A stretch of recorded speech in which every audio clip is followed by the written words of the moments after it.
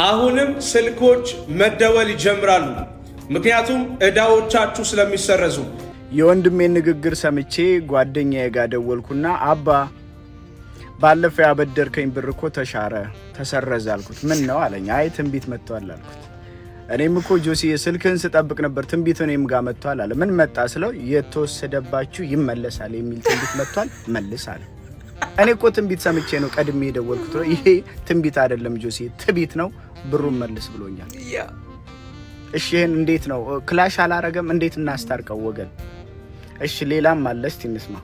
7 ሚሊዮን ብር ገብቶልኛል ብሎ ከላይ ሲመሰክር አይታችኋል። ይሄ ምስክርነት ያንተ እንዲሆን፣ ይሄ ምስክርነት ያንቺ እንዲሆን ከዚህ ሰዓት እሺ ህዝቤ ለካ 7 ሚሊዮን እያፈሰ ነው።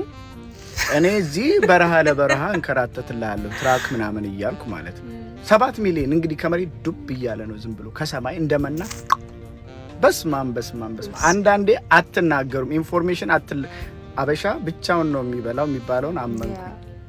ለምንድን ነው የማትናገሩት እንዲህ አይነት ነገር ሲፈጠር? እኔ እኮ እንደው ግርም ድንቅ እያለኝ ነው በእውነት። አሁን ይሄንን የሚያምን ማህበረሰብ አለ ቢባል ሰው ያምናል ወይ ነው? አሁን ያምናል ሰው ማለት ነው እያመነ ነው ማለት ነው አይደል? ይሄንን ዋው! እኔ ልንገራችሁ አንዳንድ ነገሮቻችንን ጌታ ራሱ ሲያይ ማለት ነው እንደው ፈገግ የሚል እየመሰለኝ ነው። ይቅርታ አባ ይቅር በለኝ። ፈገግ የሚል እየመሰለኝ ነው እንዴ በራሱ በቃሉ እኮ የነገረን ነገር ጥረህ ግረህ ብላ የሚል እኮ ማኑዋል እኮ አለን እኮ። ማኑዋሉን አንብቡት እንጂ ወገን ጥረህ